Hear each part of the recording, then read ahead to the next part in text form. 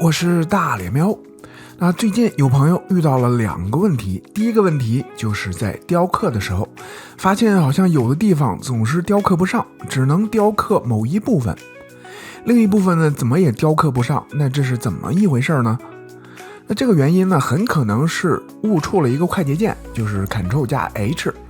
在 ZBrush 中 Ctrl+H 是隐藏遮罩的快捷键，在遮罩的时候，由于某些原因呢，点击了 Ctrl+H， 那自然就看不见了遮罩，但是遮罩本身还是存在的，所以就出现了有些地方雕刻不上的情况。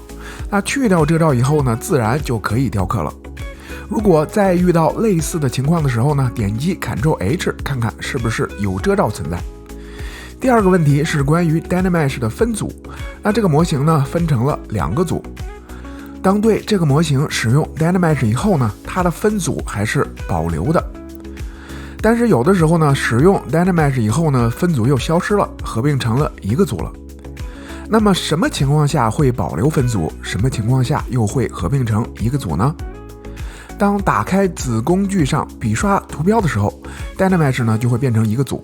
当取消笔刷的时候， Dynamesh 呢就会保留之前的分组。这个笔刷也就是多边形绘制这里的着色，也就是开启着色的时候呢， Dynamesh 后模型就会合并成一个组，不开启的时候 Dynamesh 后模型就会保留分组。所以 Dynamesh 的时候呢，就可以根据自己的需求去选择保留原来的组还是合并成一个组。能力一般，水平有限，希望能帮助到你。这期的分享就到这里，感谢观看的你，我们下期见。